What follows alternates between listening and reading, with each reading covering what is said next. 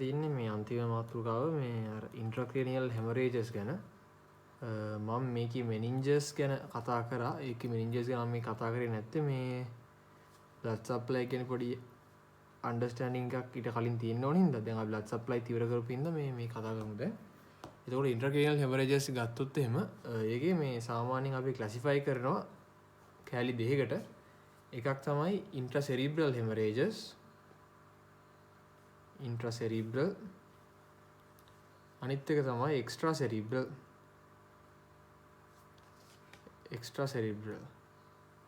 එතකොට intracerebral කියන්නේ cerebrum එකට ඇතුලේ cerebrum අපි කතා කරා cerebrum එකට ඇතුලේ තමයි intracerebral කියන්නේ. එතකොට ඒ කියන්නේ දැන් මෙහෙම brain එක තියෙනවා නම් අපි දැන් ඉස්සරහින් ගත්තොත් මෙහෙම brain එක තියෙනවානේ. මෙහෙම තියෙනවා නම් brain එක මේ අපේ දූරාමයට එක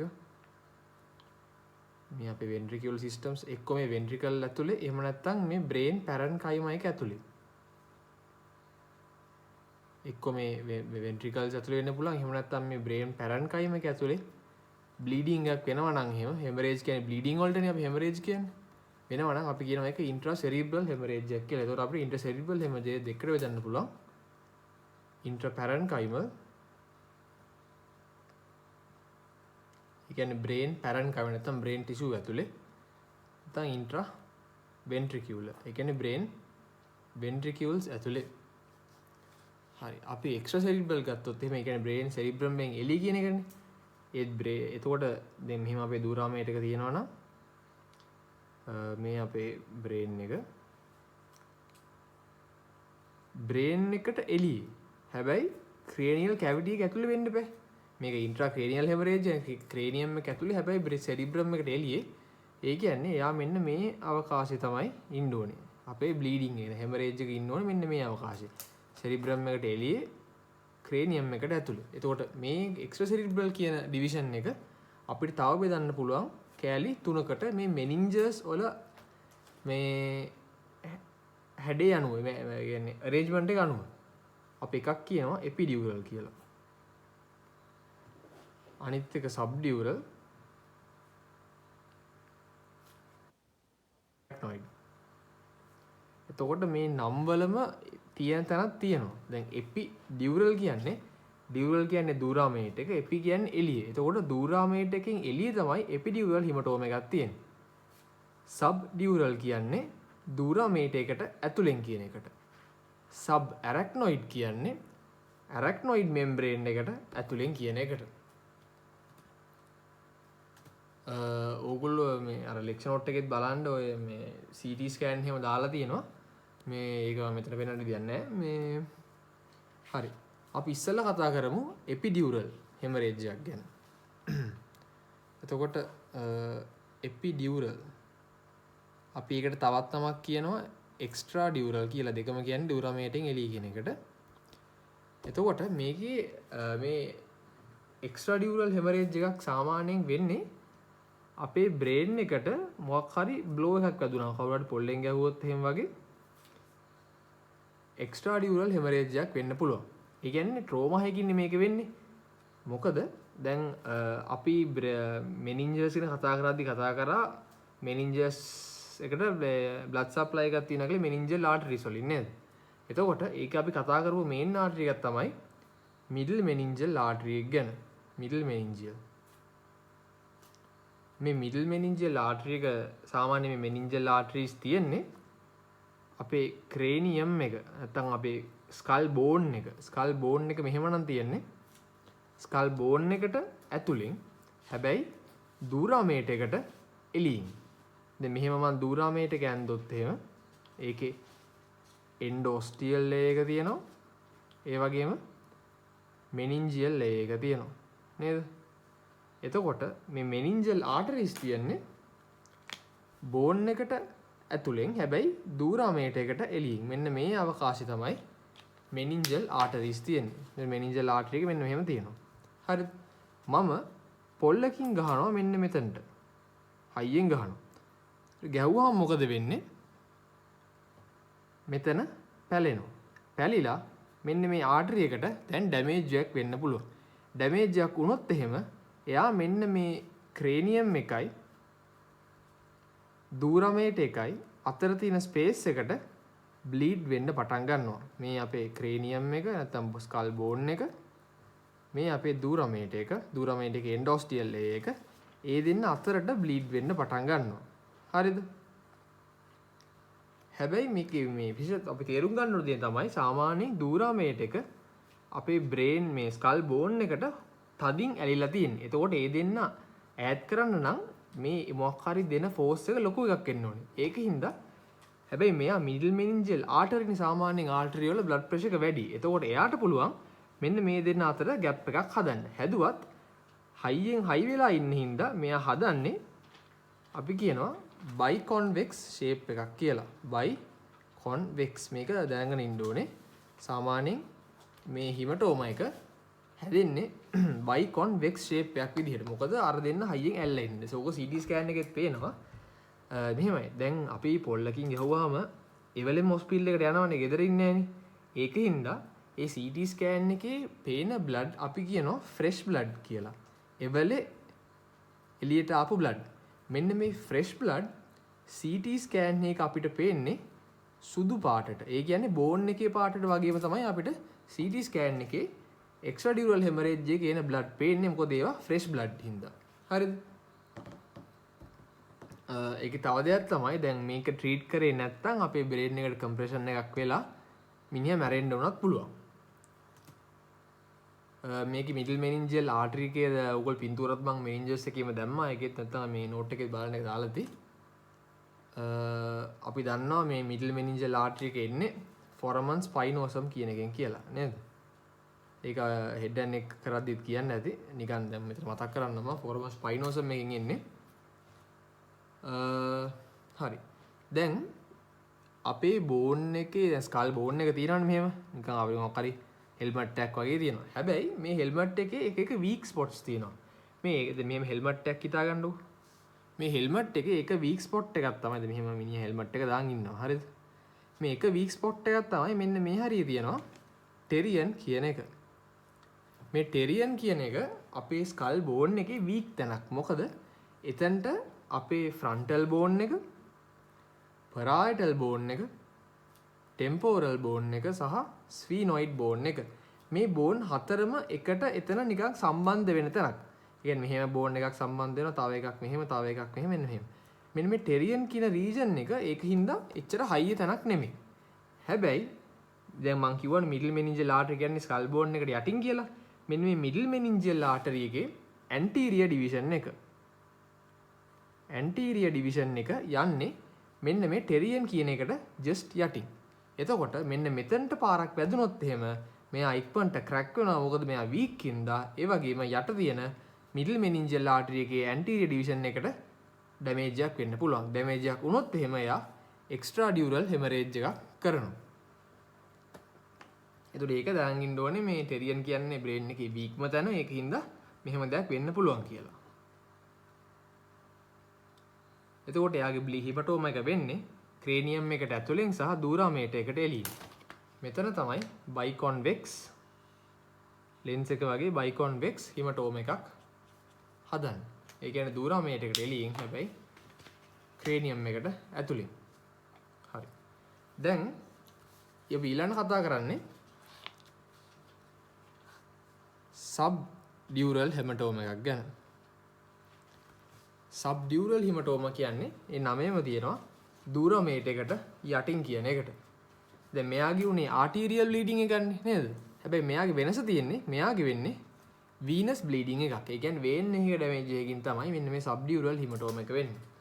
ඒතර ඉස්සලාම් තේරුම් ගන්න ඕනේ තමයි මෙයාගේ බ්‍රේන් මේ බ්ලීඩින් එක වෙන්නේ ලොකු ප්‍රෙෂර් එකකින් නෙමෙයි කියන්නේ. මොකද වේන් එකක්නේ බ්ලීඩ් වෙන්නේ මෙතන. ඒක වෙන්නේ කොහොමද? සාමාන්‍යයෙන් මේ සබ්ඩියුරල් හිමටෝමාස් වෙනවා කියන්නේ බ්‍රේන් එකට එකපාරට බ්‍රේන් එක හෙල්ලුවාම අර ජර්කින් ඔෆ් ද බ්‍රේන් කියලා අපි කියනවා. ජර්කින් කියන්නේ එකපාරට හොල්ලනවා කියන එකනේ. ජර්කින් ඔෆ් ද බ්‍රේන් මෙන්න මේ දෙයක් උන වෙලාවක වෙන්න පුළුවන්. එක්ක මේක වෙන්න පුළුවන් සාමාන්‍යයෙන් වෙන්නේ හැබැයි වයසක අයගේ පොඩි ළමයින්ගෙන් තමයි. එක්ක ඕල්ඩ් පීපල් නැත්තම් නිව් බෝර්න් බේබීස්. ඔය කට්ටියගේ වෙන්න chance එක වැඩි.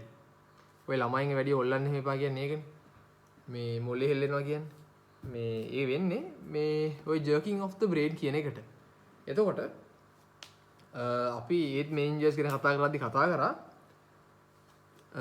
මතකයි ඇති superior sagittal sinus එක නේද? දැන් අපි දැන් මෙහෙම brain එකක් මිනිහෙක් කරන් එයාව මෙන්න මෙහෙම කපලා බැලුවොත් එහෙම අපි අන්දන්නේ පින්තූරයක් මෙහෙම සෙරිබ්‍රල් ලොකුට අඳින්න මෙහෙම සෙරිබ්‍රම් දෙක තියෙනවා.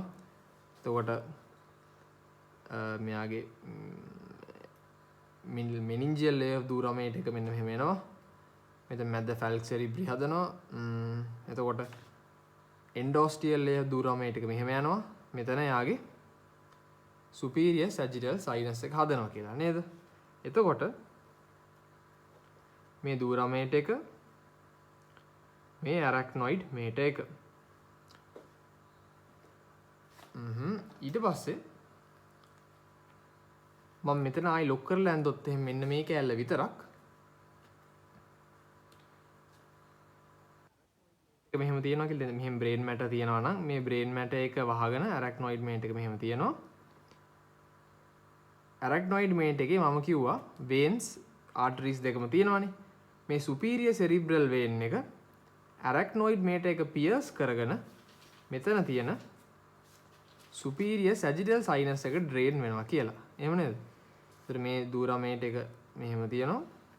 එතනට drain වෙනවා කියලා. එයා drain වෙන්නේ මේ arachnoid මේට එක pierce කරගෙන superior sagittal sinus එකට. දැන් මේ අපේ දුරමේට එකනේ. මේ අපේ brain එක කියලා හිතන්න. දැන් එතකොට මෙහෙම තියෙන skull bone එකයි මෙහෙම තියෙන brain එකයි එකපාරට මේ මෙතනින් මොලේ මෙහෙම හෙල්ලුනොත් එහෙම මෙන්න මේ vein එක මෙන්න මෙතනින් ගැලවෙන්න පුළුවන්. ගැලවුනොත් එහෙම මේ venous blood මේ arachnoid membrane එකයි දුරමේට එකයි අතරට leak වෙන්න පුළුවන්. අපි කියනවා subdural hematoma එකක් කියලා. හරිද? මම ආයි කියන්න. දැන් අපේ cerebrum එක තියෙනවා. cerebrum එක වටේ පියාමේට එක ඉන්නවා. පියාමේට උඩින් තියෙනවා arachnoid membrane එක. subarachnoid space එක ඒ දෙන්න අතර තියෙනවා. හරිද? මකුල් දැල් වගේ කියලා කිව්වේ මම. එතකොට ඒ subarachnoid space එකේ තියෙනවා මෙන්න මෙහෙම veins arteries දෙකම තියෙනවා.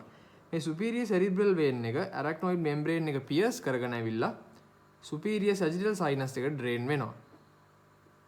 ඒ drain වෙන තැන මොලේ එකපාරට හෙල්ලීමකට ලක් වුණොත් එහෙම එතන කැඩිලා මේ venous blood එන්න පුළුවන් subdural space එකට. ඒ කියන්නේ arachnoid membrane උඩින් duramate එකට ඇතුලින් කියන එකට.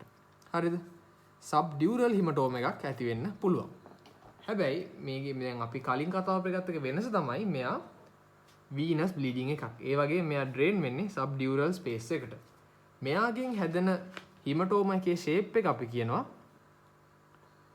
sickle shaped hematoma එකක් කියලා. මෙයාගේ උනේ biconvex එකන්නේ. මෙයාගේ නිකන් කැත්තක් CT scan එක කැත්තක් වගේ hematoma එකක් තමයි තියෙන්නේ. හරි. හැබැයි දැන් මේක විශේෂත්වය තමයි මම කියවන මේක venous bleed එකක් කියලා. ඒ කියන්නේ pressure එක අඩුයි. හරිද? එතකොට මේ bleeding එක වෙන්නේ පොඩ.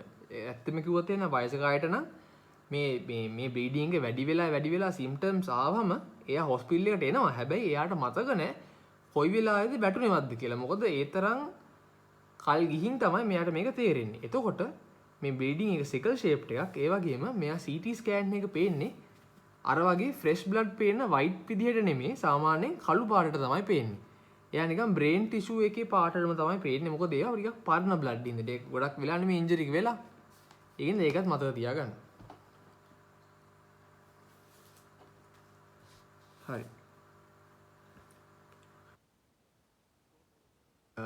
හිමටෝමාස් කියන අනිත් දේ තමයි දැන් අපි මතකයිනේ ලං ගැන කතා කරද්දී අපි කිව්වා ලං එක පැත්තකට එයා ඇවිල්ලා ඒ පැත්ත කම්ප්‍රෙස් වුණොත් එහෙම මිඩ් ලයින් shift එකක් වෙන්න පුළුවන් කියලා නේද? ඒ වගේම තමයි මෙතනත් ඒකමයි වෙන්නේ. හිමටෝම එකක් ආවොත් එහෙම දැන් අපි කිව්වා brain එක ඇවිල්ලා මේ cranium එක ඇවිල්ලා closed space එකක් කියලානේ. ඒ කියන්නේ සම්පූර්ණ වැහුණු අවකාශයක්. එතකොට එක තැනක මොකක් හරි අමුතුවෙන් ඉදිමින්න ගත්තොත් එහෙම මොකද වෙන්නේ? මෙතන ඉඩමදි වෙලා මේ brain එක මේ පැත්තට තල්ලු වෙන එක. ඒක සාමාන්‍ය mid line shift එකක් බලා ගන්න පුළුවන් අපිට CT scan එක හින්දා. හරි. දැන් අපි යන් subarachnoid hemorrhage එකට.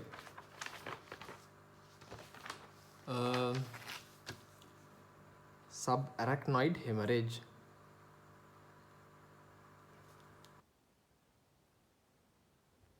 subarachnoid කියන්නේ subarachnoid space එකට තමයි මෙයා drain hematoma එක හැදෙන. කියන්නේ subarachnoid arachnoid membrane එකට යටින්. මෙයාගේ එකම දෙයක් තමයි මතක තියාගන්න ඕනේ ආයි මෙයා arterial bleeding එකක්. හරි. දැන් මේක වෙන්නේ කොහොමද කතා කරොත් එහෙම මතකයිනේ මම කිව්වා සාමාන්‍යයෙන් brain එකට blood supply දෙන්නේ middle මේ sorry subarachnoid space එකේ ඉඳලා කියලා. දැන් මෙහෙම brain matter තියෙනවා නම් arachnoid membrane එක උඩින් තියෙනවා. පියාමේට එක මෙතන තියෙනවා. මේ දෙන්න අතර තමයි මේ subarachnoid space එක තියෙන්නේ. මේ subarachnoid space එකේ තමයි අපේ ඔක්කොම arteries තියෙන්නේ. අපි කලින් කතා කරපු internal carotid artery ඊට පස්සේ circle of Willis ඒ ඔක්කොම තියෙන්නේ මේ subarachnoid space එකේ. එතකොට මේ artery වල නිකන් ලෙඩක් තියෙනවා නැත්නම් aneurysm කියලා. aneurysm. මේ aneurysm කියන්නේ ඒක වෙන්නේ artery එක wall එක දැන් artery මෙහෙම artery එකක් ගත්තොත් එහෙම මේ wall එක weak නම් weak wall of a artery අන්නේ weak වෙච්ච තැන blood flow එක turbulent වුණොත් ඒ කියන්නේ high blood flow වුණොත් එහෙම මෙන්න මේ aneurysm එකක් එන්න පුළුවන්. ඒ කියන්නේ මෙහෙම artery එකක් තියෙනවා නම් එතන මේ wall එක weak කියන්නකො. එතකොට මෙතනින් turbulent blood flow එකක් ගියාම වෙන්නේ මෙන්න මෙයා මෙන්න මෙහෙම බෝලයක් වගේ පිම්බෙනවා. මේකට අපි කියනවා aneurysm එකක් කියලා. ස්පෙસિෆිකලි කියනවා berry aneurysm එකක් කියලා. මොකද මෙයා berry එකක් වගේ නේද? එතකොට අපි කියනවා berry aneurysm එකක් කියලා. මෙයා තිබ්බ පළියට hemorrhage එකක් වෙන්නේ නැහැ. ප්‍රශ්නේ තියෙන්නේ මෙන්න මෙයා පිපිරුවොත් එහෙම. පිපිරුවොත් එහෙම මොකද වෙන්නේ? මේ artery එක තියෙන්නේ subarachnoid space එකේනේ. එතකොට මෙන්න මේක පිපිරුවොත් එහෙම blood leak වෙන්නේ subarachnoid space එකට. හරිද? මේ artery එක aneurysm එකක් පිපිරුවොත් එහෙම එයාත් blood leak වෙන්නේ subarachnoid space එකට. හරි. අපි දැන් ventricular system ගාදී කතා කරා සාමාන්‍යයෙන් subarachnoid space එකේ තියෙන්නේ cerebrospinal fluid කියලා.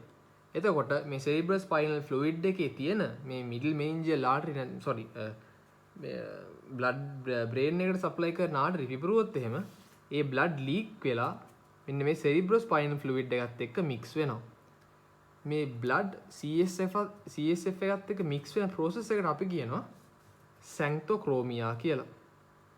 xanthochromia. හරි. දැන් තේරුම් ගන්න ඕනේ තමයි මෙයා බ්ලීඩ් වෙන්නේ subarachnoid space එකට. ඒ බ්ලීඩ් වෙන හින්දා අපි දන්නවා දැන් සාමාන්‍යයෙන් subarachnoid space එකේ නේද brain එක තියෙන්නේ බ්ලේඩ් වෙලා තියෙන්නේ. එතකොට මේ subarachnoid space එක හරහා මේ brain stem එකෙන් එන nerves තියෙනවා නේද? මේ nerve roots මෙහෙම subarachnoid space එකේ තියෙන්නේ. මේ blood උත් මෙතනට ආවහම මේ nerve roots irritate වෙනවා කියලා අපි කියනවා. nerve root irritation එකක් වෙනවා. මෙන්න මේ ඉරිටේෂන් එකක් වෙන හින්දා මෙන්න මේ patient කෙනෙක්ගේ අපිට neck stiffness එකක් බලා ගන්න පුළුවන්. neck stiffness එකක් එන්න පුළුවන්. ඒ වගේම headache එකක් එන්න පුළුවන්.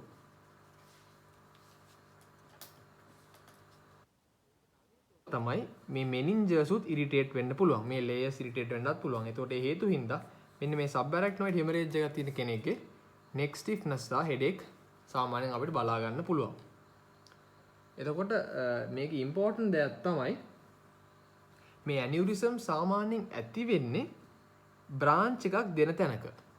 ඇත්තනේ මොකද බ්‍රාන්ච් එකක් දෙද්දී එතන වෝල් එක පොඩ්ඩක් වීක් වෙන්න පුළුවන් නේ. ඒකින්ද මේ aneurysm එකක් සාමාන්‍යයෙන් හැදෙන්නේ බ්‍රාන්චින් වෙන තැනක. හරි. ඒ වගේම අනිත් දේ තමයි මේ aneurysm එකක් cerebral circulation එකේ anterior cerebral circulation එකේ වෙන chance එක වැඩි posterior එකට වඩා. ඒක ඉතින් දැනගෙන ඉන්න MCQ එකට මාන්න පුළුවන්.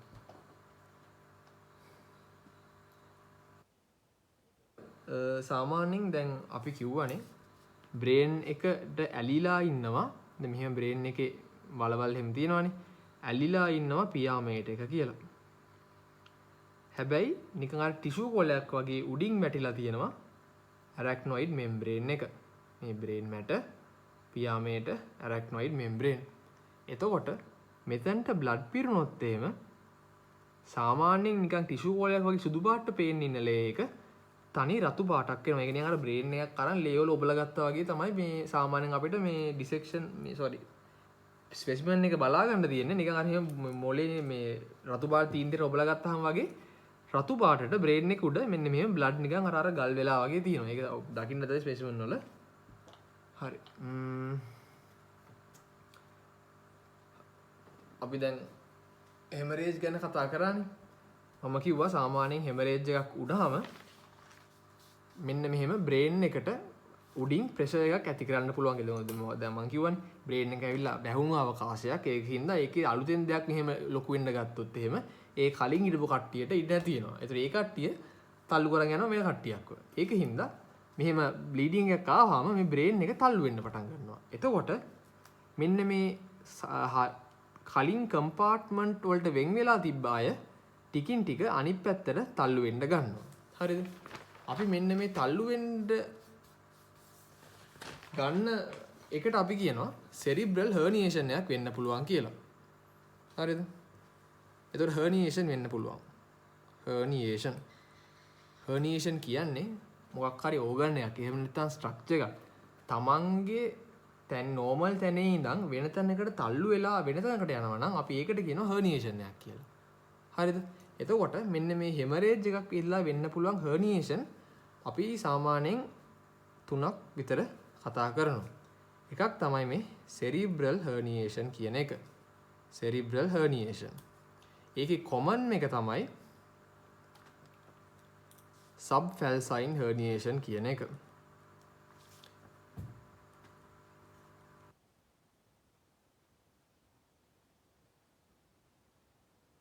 කතා කරනවා trans tentorial herniation. ඒ වගේම තව එකක් තියෙනවා trans foraminal herniation. එහෙම නැත්නම් අපි කියනවා tonsillar herniation කියලා.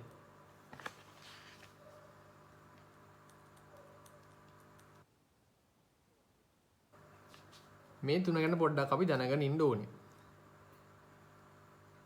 මේන්ම දේ තමයි හර්නියේෂන් එකක් වෙන්නේ අපේ මේ හර්නියේෂන් වෙන්නේ ඉන්ට්‍රාක්‍රේනියල් ප්‍රෙෂර් එක වැඩි වුණාම කියන එක තමයි බේසික්ම දේ. ඒකින්ද හර්නියේෂන් එකක් වෙනවා. ඒ හර්නියේෂන් අපි මේ වෙන කතා කරන්න ඕනේ. හරි. දැන් අපි කතා කරානේ අර ෆැල්ක්ස් සෙරිබ්‍රි ගැන අපි කතා කරා. මෙනින්ජස් වල කතා කරානේ. ෆැල්ක්ස් සෙරිබ්‍රි කියලා කතා කරා. ඊට පස්සේ ටෙන්ටෝරියම් සෙරිබෙලි කියලා එකක් කතා කරා. ඒ වගේ දේවල් කතා කරානේ. මෙයා පොඩ්ඩක් දැන් මතක නැත්තම් පොඩ්ඩක් බලන් හරි එන්න. මොකද මේකේ පොඩ්ඩක් විතර ඒක ගැන කතා කරනවා. හරි. එතකොට මේ අපි සෙරිබ්‍රල් හර්නියේෂන් කියන එක ගත්තොත් එහෙම කිව්වා සබ්ෆැල්සයින් හර්නියේෂන් කියලා.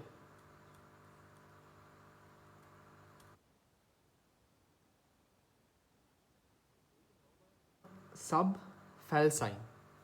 ෆැල්සයින් කියන්නේ මේ අපි මෙතන කතා කරන්නේ අපේ ෆැල්ක්ස් සෙරිබ්‍රි එක ගැන. සබ් කියන්නේ යටින්. එතකොට මේ හර්නියේෂන් එක වෙන්නේ ෆැල්ක්ස් සෙරිබ්‍රි එකට යටින්. මතක ඇති මම කිව්වා දැන් මම මෙහෙම ෆැල්ක්ස් සෙරිබ්‍රි අඳිනවා. මෙහෙම දූරමේට එක තියෙනවා. බ්‍රේන් සබ්ස්ටන්ස් එක මෙහෙම තියෙනවා. මෙන්න මෙහෙමනේ මම ඇන්දේ නේද? බ්‍රේන් එක. එතකොට මම මෙතන කෝපස් කැලෝසම් එක තියෙනවා දෙපැත්ත කනෙක්ට් කරන. ඒ කුඩි මම කිව්වා අපේ ඇන්ටීරියර් සෙරිබෙලර් ආර්ටරිස් දෙක යනවා කියලා නේද? හරි. මම මේ මොලේම පැත්තෙන් බලද්දී අඳින්නම්. පැත්තෙන් කපලා එතකොට මතක ඇති මම මෙහෙම බ්‍රේන් එක ඇන්දොත් එහෙම කෝපස් කැලෝසම් එක මෙහෙම තියෙනවා. කෝපස් කැලෝසම් එකට උඩින් ජස්ට් ගයිරස් එකක් තිබ්බා. සිංගියුලේට් ගයිරස් කියන එක. සිංගියුලේට් ගයිරස් උඩින් සහ පැත්තෙන් අපිට පැත්තෙන් බලද්දී උඩින් වගේ පේන්නේ. ඒ වුණාට ඉස්සරහින් බලද්දී මෙන්න මේ හරිය වගේ තමයි තියෙන්නේ සිංගියුලේට් ගයිරස් දෙක. හරිද? එතකොට දැන් හිතන්න මම මෙන්න මෙතන අපේ හිමටෝම එකක් ඇති කරනවා. මෙයා එන්ඩෙන් ලොකු වෙන්න මෙයා මේ පැත්තට තල්ලු වෙනවා. එතකොට මෙන්න මේ හිදස ගාව තියෙන ළඟම බ්‍රේන් ස්ට්‍රක්චර් එක තමයි මේ සිංගියුලේට් ගයිරස් කියන එක. එයා මොකද කරන්නේ? මේ ෆැල්ක්ස් සෙරිබ්‍රි එක යටින් අනිත් පැත්තට තල්ලු වෙනවා. මෙහෙම තල්ලු වෙනවා. අපි ඒකට කියනවා සබ්ෆැල්සයින් හර්නියේෂන් එකක් කියලා. එතකොට මෙතන වෙන්න පුළුවන් අවුල පේනවනේ. මොකද අපේ ඇන්ටීරියර් සෙරිබ්‍රල් ආටරි එක මෙන්න මෙතනින් යනවා. මෙයා මෙන්න මෙහෙම තල්ලු වෙන්න යනවා මේ පැත්තට. හරිද? මේ ඇන්ටීරියර් සෙරිබ්‍රල් ආටරි එක මෙයා තල්ලු වෙද්දි කම්ප්‍රෙස් වෙන්න පුළුවන්. ඒක තේරෙනවනේ. එතකොට දැන් අපි බ්ලඩ් සප්ලයි ගැන කතා කරද්දි කතා කරා මේ ඇන්ටීරියර් සෙරිබ්‍රල් ආටරි එයාගේ බ්ලඩ් සප්ලයි එක තියනවා කියලා මේ බ්‍රේන් එකේ මීඩියල් සර්ෆස් එකට. එහෙම නේද? එහෙම කතා කරද්දි මම කිව්වා මෝටර් කෝටෙක්ස් එකේ කකුලට දෙන ඒරියා එක. මෝටර් කෝටෙක්ස් එකේ කකුලට දෙන ඒරියා එක තියෙන්නේ බ්‍රේන් එකේ මීඩියල් සර්ෆස් එකේ කියලා. ඒතර එයාට සප්ලයි කරන්නේ ඇන්ටීරියර් සෙරිබ්‍රල් ආටරි එක. එහෙම තියෙන ආටරි එක මෙන්න මේ වගේ දෙයක් වෙලා කම්ප්‍රෙස් වුණොත් එහෙම මේ හරියට තියෙන බ්ලඩ් සප්ලයි එක නැතුව යනවා. එතකොට මෙන්න මේ මෝටර් කෝටෙක්ස් එකේ ලෙග් ඒරියා එක වැඩ කරන්නේ නැතුව යනවා. නැත්නම් අඩාල වෙනවා. එතකොට මෙන්න මේ patient ලගේ අපිට බලා ගන්න පුළුවන් සිම්ටම් එකක් තමයි leg weakness කියන එක. ඒක වෙන්නේ මෙන්න මෙතන තද වෙන හින්දා. හරි. සාමාන්‍යයෙන් herniation එක පටන් ගද්දි වෙන්න පුළුවන් පළවෙනි එක තමයි මෙන්න මේ subfalcine herniation එක. මොකද එයා තමයි නිකන් අර මේ step 1 වගේ. එතකොට අපි step 1 අඳුරගත්තොත් එහෙම මේ ඊළඟට වෙන්න පුළුවන් ඊට වඩා භයානක දේවල් අපිට වළක්ව ගන්න පුළුවන්. එතකොට මේ leg weakness කියන එක ලොකු red light එකක් අපිට මේ hemorrhage එකක් වෙලා කියන එකට. එතකොට මේකෙන් අපිට අඳුර ගන්න පුළුවන්. මෙහෙම දෙයක් දැක්කොත් එහෙම ඩේටාව පොඩ්ඩක් මේක CT scan එකක් කරලා බලන්න ඕන. හරි. දැන් අපි කතා කරමු transtentorial herniation එක ගැන. මේ subfalcine herniation එකනේ. trans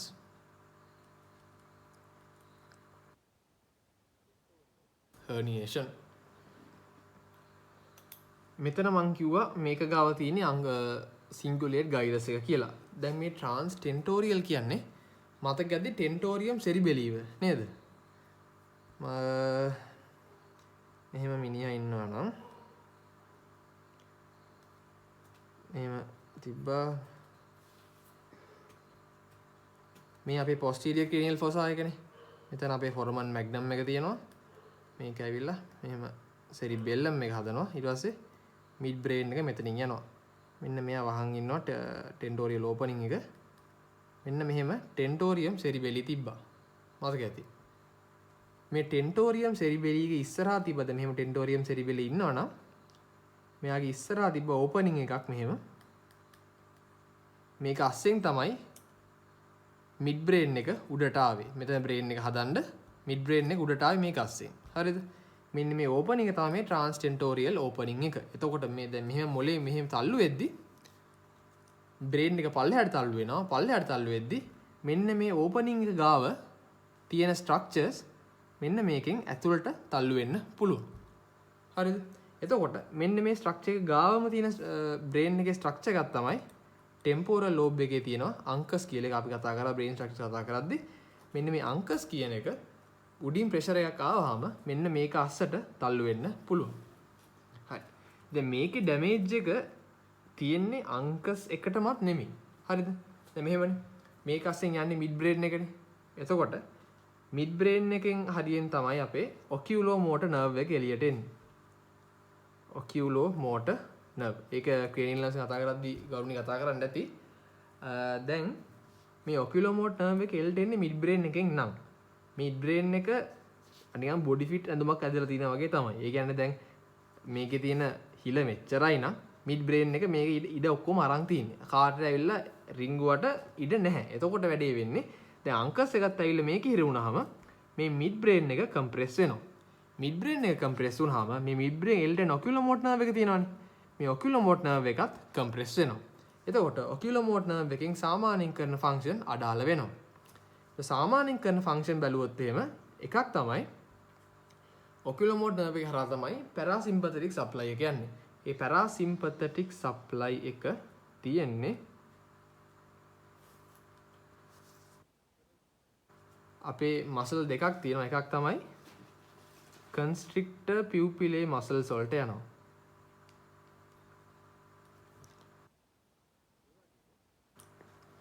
අනිත් එක තමයි ciliary muscle වලට යනවා. නේද? අපි දන්නවා control කරනවා කියලා සමහර extra ocular muscles. ඒ කියන්නේ අපේ eye ball එකේ movement එහාට මෙහාට කරන muscle වගේක් control කරනවා oculomotor nerve එකෙන්. මේ යාගේ normal function නේ. දැන් වෙලා තියෙන්නේ මේ oculomotor nerve එක compress වෙලා කර තියෙන එක. එතකොට මොකද වෙන්න ඕනේ? මෙන්න මේ function නැතුව යන්න ඕනේ. ඒ කියන්නේ දැන් අපේ iris එකට parasympathetic supply එකක් නැත්නම් මේ constrictive pupillary එකකින් කරන්නේ මොකද්ද සාමාන්‍යයෙන්? pupillary constriction කරන්නේ. හරිද? normally. pupillary constriction. එතකොට මේ supply එක නැති වුණාම මොකද වෙන්නේ? pupillary dilatation. හරිද? ඒ වගේම මේ extraocular muscles damage වෙන හින්දා diplopia එන්න පුළුවන්. නැත්නම් double vision. මොකද හරියට ඇහැ focus කරන්න බෑනේ මෙයාට. හරි. මම මේත් එක්කම කියන්නම් සාමාන්‍යයෙන් oculomotor nerve එක ගත්තොත් එහේ මෙයා සිලින්ඩර් එකක් වගේ හිතමුකෝ. මේ oculomotor nerve එකේ එළිය කෑල්ල තමයි parasympathetic supply එක ගෙනියන්නේ. ඇතුළේ කෑල්ල තමයි somatic කෑල්ල ගෙනියන්නේ. ඒතර මෙයා compress වෙද්දි මේකත් compress වෙලා මේකත් compress වෙනවා. හරිද?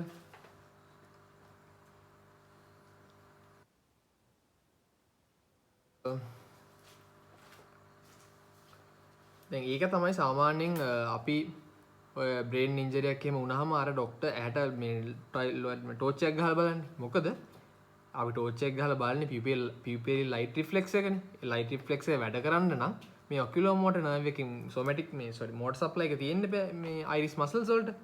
ඒ supply එක නැතු වෙනවා. ඒකින්ද මේ මෙහෙම damage එකක් තියෙන කෙනාගේ pupils dilate වෙලා තමයි තියෙන්නේ. අපි ඉස්සරහට ඒක නෑ කතා කරමු. දැන් පොඩ ඔළුව තියන් ඉන්න. හරි. දැන් අපි කතා කරමු අන්තිම herniation එක transforaminal herniation. foraminal herniation.